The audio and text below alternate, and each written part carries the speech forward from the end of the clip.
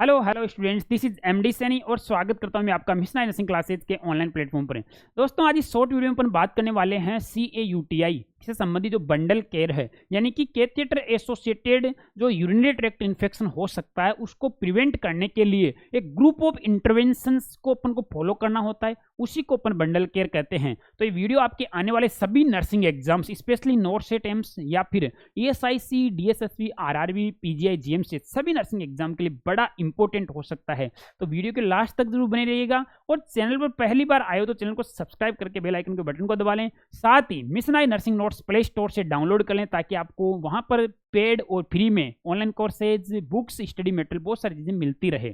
चलो अपन बात कर रहे हैं CAUTI की, जो कि बड़ा ही इंपॉर्टेंट है आपके आने वाले नर्सिंग एग्जाम्स के लिए। थोड़ा सा देख लेते हैं CAUTI की बंडल केयर पर जाने से पहले कि जो पेशेंट से जिनको यूरिनरी कैथेटर की जरूरत होती है उनके अपन फोली कैथेटर या फिर वन टाइम यूज इंटरमिटेंट वाला कैथेटर, जो मोस्ट कॉमनली कैथेटर यूज होता है for the purpose of urinary drainage, वो ये होता है, इसका नाम क्या है, फोली कैथेटर। ये दो तरीके से आता है, एक तो रबर वाला हो गया है ना, ये रबर वाला कैथेटर हो गया, एक आता है सिलिकॉन में। सिलिकॉन वाला ज्यादा सही रहता है, वो लॉन्ग टाइम तक उसको यूज कर सकते हैं।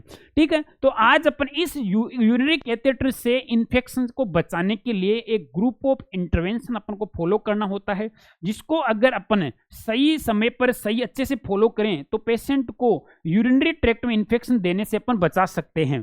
थोड़ा सा यहाँ पर देख लेते हैं इस कैथेटर के बारे में कि इस कैथेटर किस तरह से काम करता है। इसके दो पोर्ट होते हैं, एक पर कलर कोडिंग होती है। इस कलर कोडिंग के अनुसार अपन आसानी से कैथेटर को आइडेंटिफाई कर सकते हैं और कलर कोडिंग के अनुसार ही इनकी साइज डिसाइड होती है। जैसे सपोज करो ये 16FR का कैथेटर है तो 16FR के कैथेटर के लिए ऑरेंज कलर का अपन यूज करते हैं। अगर इसके बात करें अपन 14 की, 14FR की, तो उसमें क्या हो जाएगा, उसमें जैसे कि मानकर चलो ग्रीन कलर का। तो इन कोडिंग के हिसाब से है जो यहाँ पर कैथेटर अपन है जो कलर कोडिंग के हिसाब से इजीली आइडेंटिफिकेशन के लिए यूज करते हैं। तो इस पोर्ट को अपन क्या बोलते हैं, बेलून पोर्ट, जहां से इस बेलून को इन्फ्लेट किया जाता है ताकि कैथेटर ब्लैडर के अंदर इन सिचु रहे। ठीक है, तो सेकंड पोर्ट है, यहां से यूरिनरी ड्रेनेज पोर्ट है, यानी कि यहां से यूरिन बाहर आता है और यूरिन कैथेटर में कहां से इंसर्ट होता है, यहां से। ये जो ड्रेनेज आई दिखाई दे रही है, टिप या ड्रेनेज आई, यहां से यूरिन है जो फ्लो आउट होता है कहां पर, बाहर की तरफ। ठीक है, कैथेटर इन सिचु कैसे रहता है, बेलून इन्फ्लेट हो जाता है। ठीक है, तो इस कैथेटर से पेशेंट को उसके यूरिनरी ट्रैक्ट में इन्फेक्शन ना हो, उसके लिए ऑन ड्यूटी नर्सिंग ऑफिसर को क्या कैथेटर केयर बंडल फॉलो करना है उस बारे में अपन चर्चा करेंगे। देखो, ये कैथेटर केयर के संबंधी ABCDE बंडल केयर है। अगर इन इंटरवेंशंस को एक साथ फॉलो किया जाए तो उसकी कैथेटर से पेशेंट को इन्फेक्शन होने से कई गुना तक बचा सकते हैं।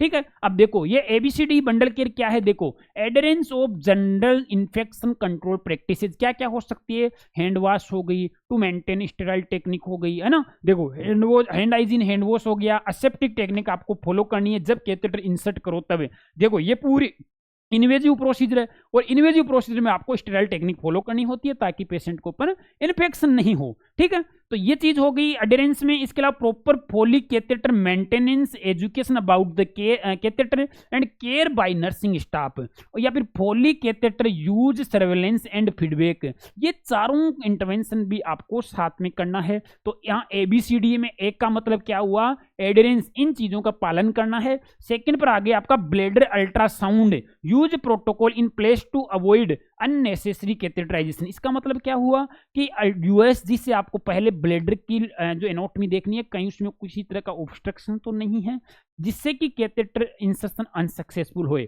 तो अगर ये फॉलो करते हैं तो कैथेटराइजेशन को सक्सेसफुल इंसर्ट करने का अपन अटेम्प्ट कम कर सकते हैं। तो ये भी फॉलो करना है। C4 क्या हो जाएगा, catheter alternatives can be considered. देखो, catheter itself source of infection, तो आप जितनी कोशिश रहे कैथेटर पेशेंट को लगे ही ना, कैथेटर के अल्टरनेटिव्स आप यूज कर सकते हैं। वो क्या क्या हो सकता है, देखो, intermittent catheter, in out catheter use कर सकते हैं, जो कि K90 कैथेटर होता है, वो यूज करके जो पेशेंट को फोली कैथेटर से बचाया जा सकता है। या फिर एक्सटर्नल कॉन्डोम कैथेटर यूज किया जा सकता है, स्पेशली मेल कैंडिडेट्स में ना, मेल पेशेंट्स में। या फिर एब्जॉर्बेंट पैड्स वगैरह यूज कर सकते हैं, है ना। तो ये फॉलो करते हुए पेशेंट को अपना जो फोलिक कैथेटर की नीड से भी बचाया जा सकता है, क्योंकि फोलिक कैथेटर से इटसेल्फ सोर्स ऑफ इन्फेक्शन, कोशिश रहे कि पेशेंट के कैथेटर ही ना लगे।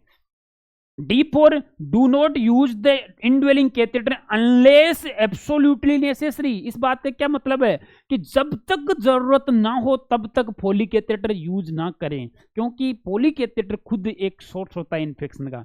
ABCDE for early removal. अगर आपने कैथेटर लगा भी दिया तो उसका कोशिश ये जितना जल्दी हो सके उसको अर्ली रिमूव करना है, ठीक है। तो early removal of the catheter using a reminder और nurse initiated like automatic stop order removal protocol से। तो अगर ABCDE अप्रोच अगर फॉलो करते हैं आप, जिस पेशेंट में फोली कैथेटर लगा हुआ है तो उस पेशेंट में अपन CAUTI कैथेटर एसोसिएटेड यूटीआई से पेशेंट को बचा सकते हैं, ठीक है।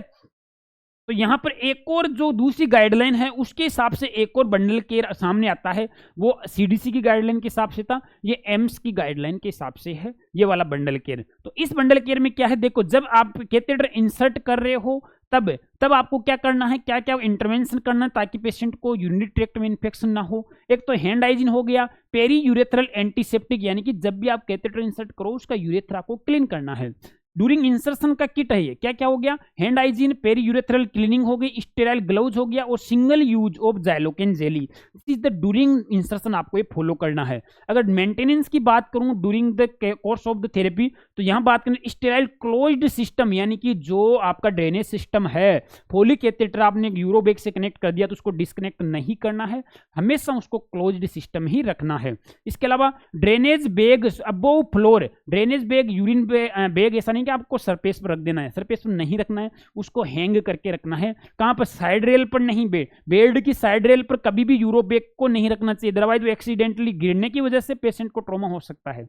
तो जो ड्रेनेज बैग है उसको बेड फ्रेम पर हैंग करना है, ठीक है।